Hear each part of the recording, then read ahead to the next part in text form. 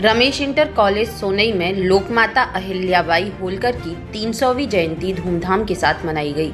कार्यक्रम का शुभारंभ विधायक मार्ट राजेश चौधरी व जिला विद्यालय निरीक्षक रविंद्र सिंह द्वारा अहिल्याबाई के चित्रपट के समक्ष दीपक प्रज्वलन व माल्यार्पण के साथ किया गया। विद्यालय के प्रबंधक प्रदीप कुशवाहा द्वारा राजेश चौधरी व आगंतुकों का जोरदार स्वागत किया गया। इस दौरान अनेक सांस्कृतिक कार्यक्रमों के साथ रंगोली, विचार गोष्ठी व दौड़ प्रतियोगिता का आयोजन किया तथा विजयी छात्रों को प्रमाण पत्र देकर सम्मानित किया गया। कार्यक्रम में अहिल्याबाई होलकर के जीवन पर प्रकाश डाला गया। कार्यक्रम की अध्यक्षता डॉक्टर धर्मेंद्र कौशिक व संचालन गंगाधर वर्मा ने किया। इस अवसर पर रमेश चंद्र, सुग्रीव सिंह, विजेंद्र उपाध्याय, राजवीर सिंह, किरण सिंह, मनीष कुमार रावत सहित बड़ी संख्या में गणमान्य लोग उपस्थित रहे।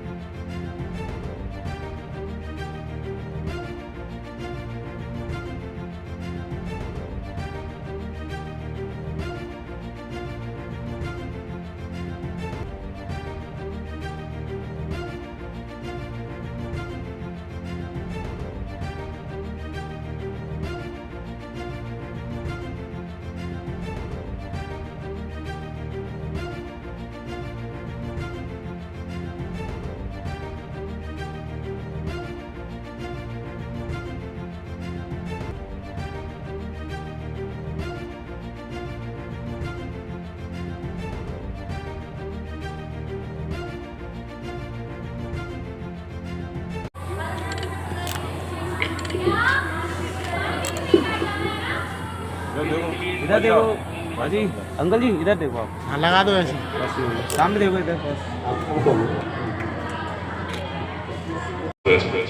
लोक माता अहिल्याबाई होलकर बहुत सारे बच्चों के मन में, बहुत सारे नौजवानों के मन में ये प्रश्न होगा कि ये जो इतनी बड़ी महान मूर्ति इस देश में रही, इतिहास में जिनका नाम स्वर्णिम अक्षरों में लिखा गया, ये कौन थी?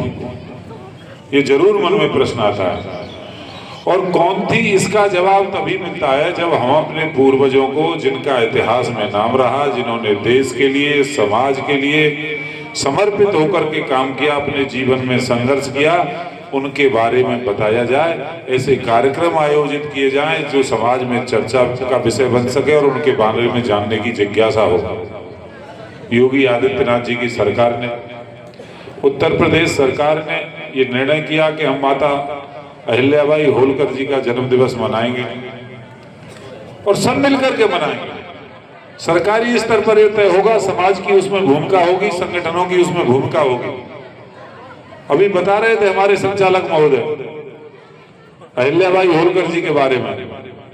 ये सब बातें कोई सामान्य बात नहीं होती है और इस देश का तो दुर्भाग्य रहा है।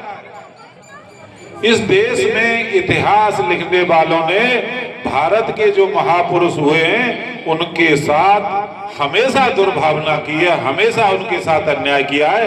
जो स्थान हमारे राजा महाराजा, संघर्षशील व्यक्तित्व और समाज के लिए काम करने वाले लोग रहे, उनको जो स्थान मिलना चाहिए था वो स्थान नहीं दिया। स्थान दिया विदेश से आने वाले आक्रांताओं को। आप सोच सकते हो, एक महिला राज्य का संचालन कर रही है। आज क्या स्थिति है, दूर के दूसरे देशों में चले जाओगे तो महिलाओं, और उस समय पे 17वीं शताब्दी में हमारा देश कहां था, इसकी कल्पना की जा सकती है। लंबे समय तक महारानी अहिल्याबाई होलकर ने राज किया और उसका उदाहरण भाई साहब ने बता दिया। जब न्याय करने की बात आई तो अपने बेटे को भी नहीं बख्शा, उसको भी मृत्यु दंड देने की सजा सुना दी। ये जो नैतिक जिम्मेदारी थी, ये जो नैतिक चरित्र था, ये भारत के अंदर ही हो सकता था। और वो महारानी ने कोई सामान्य काम नहीं किए, अनेक धार्मिक कार्य किए और सबसे अधिक धार्मिक कार्य करने वाला कोई राजा हुआ है तो महारानी अहिल्याबाई होलकर ही थी। हजारों तालाब, हजारों कुएं, हजारों प्याऊ, हजारों धर्मशालाएं, हजारों शिक्षा के केंद्र विद्यालय सरकारी खजाने से बनाने का काम किया। और तो और आजकल आप जाते होंगे बनारस,